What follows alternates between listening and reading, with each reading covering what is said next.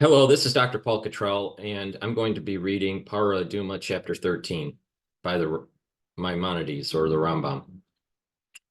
Extra stringencies were instituted with regard to the purification process involving the ashes of the red heifer. A person who was pure, even if he immersed himself in a mikvah for the sake of a sacrificial service and stood and served on the altar, is not pure with regard to the purification process involving the ashes of the red heifer, nor with regard to the burning of the red heifer, drawing its water, sanctifying it, or sprinkling it, unless he immerses himself for the sake of the purification process involving the ashes of the red heifer. Afterwards, he is considered pure for that purpose. Similarly, kalim, even a receptacle taken from the temple courtyard, are not considered as pure with regard to the purification process involving the ashes of the red heifer unless they were immersed for that purpose. Similarly, all foods and liquids, even if they are pure, are considered as pure in this context. An entity that is fit to lie on or sit on, even though it is pure with regard to sacrificial foods, is considered like an entity to which a Zav imparted impurity with regard to the purification process involving the ashes of the red heifer until it was immersed with that intent in mind. Yochanan ben Gudgada would always eat according to the strictures of ritual purity regarding for sacrificial foods, yet his head cloth was like an entity to which a Zav imparted impurity with regard to the purification process involving the ashes of the red heifer. A derivative of impurity does not impart impurity to a person or to a kali.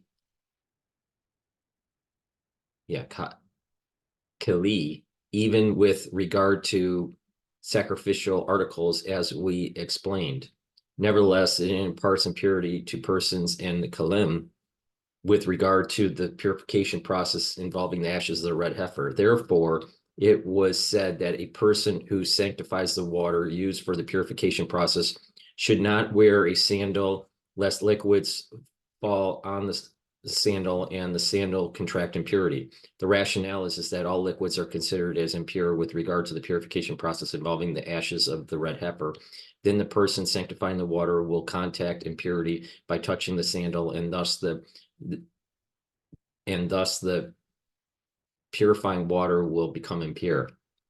When only a person's hands become impure due to causes that render hands impure,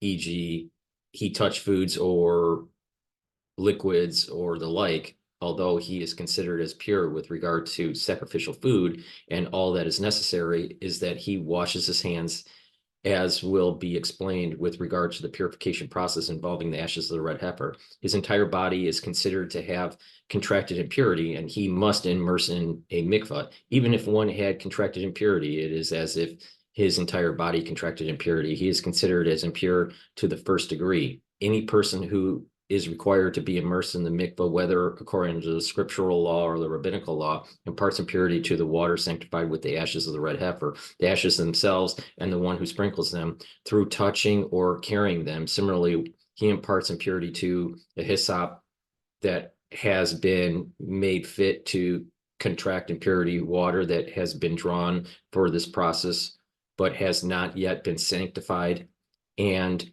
an empty container that has been purified for this purification process. The latter three entities contract impurity only through touch, but not through being carried. When an impure person touches a small portion of the ashes of the red heifer, it is considered as if he touched all of them.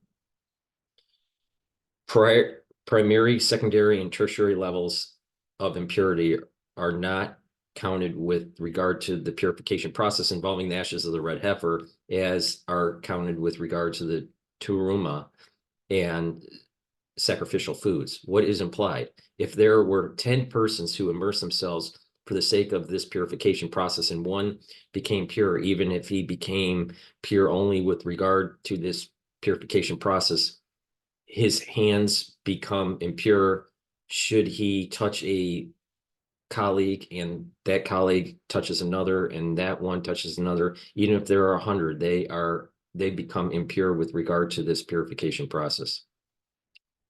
Similarly, when there is a kalim that were purified for this purification process and one of them contracted impurity, even if only its outside contracted impurity for this purification process, the liquid's touching its outside, and this kali touched a second kali, and the second touched a third, all of the kalim, even if there are 100, become impure with regard to this purification process.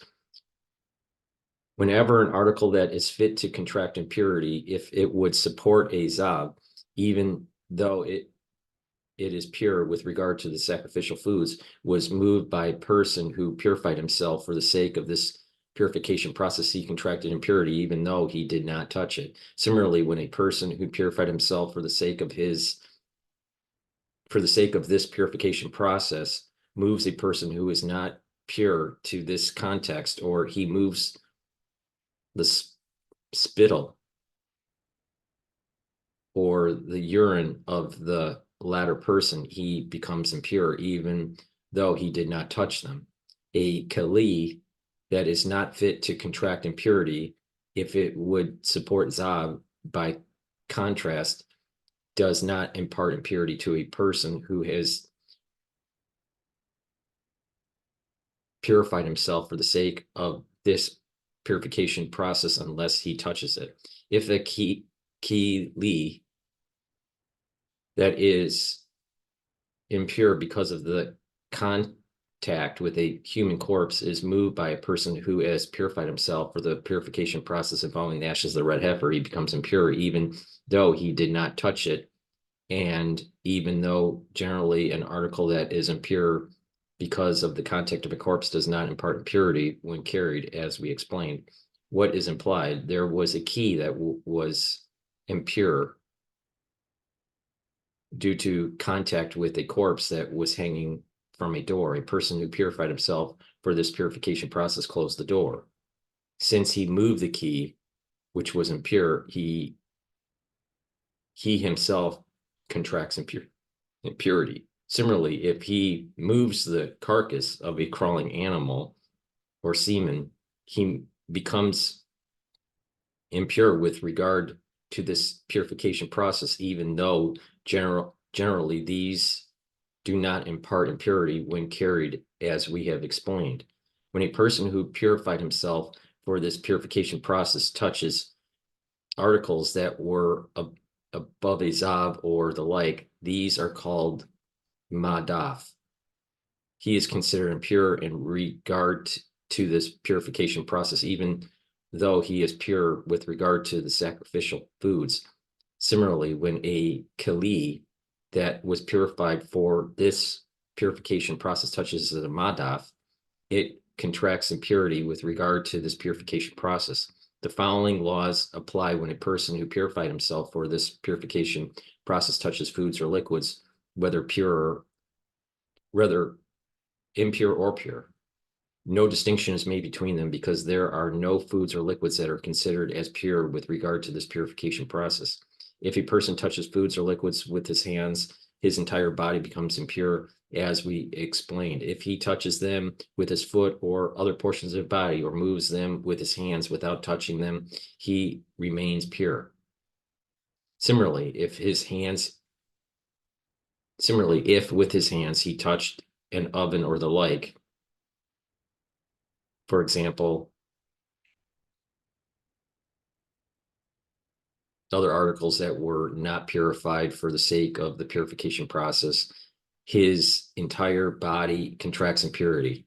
If, however, he touches such articles with his feet, his status of impurity remains unchanged, even with regard to this purification process.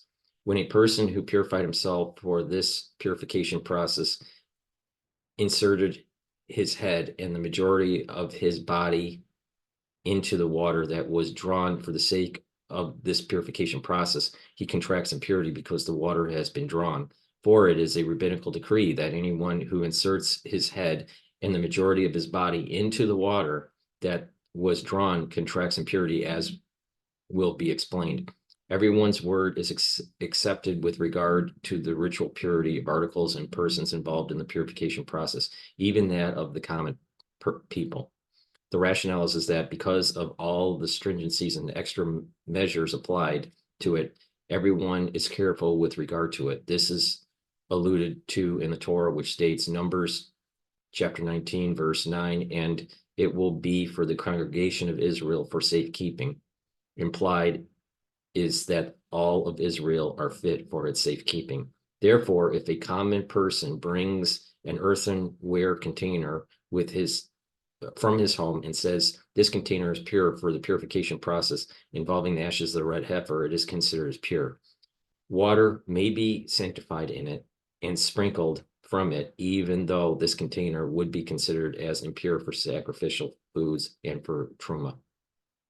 Similarly, if a common person says, I have purified myself for the purification process involving the ashes of the red heifer, or the water for this process was in his possession, and he says that it is pure, the word is accepted, for no Jewish person treats this purification process lightly.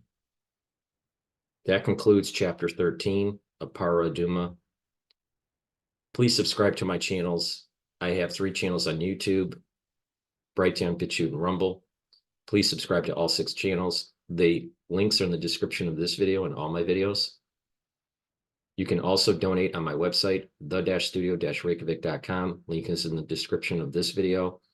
You can donate through Stripe, PayPal, and buy me a coffee. Thank you for listening.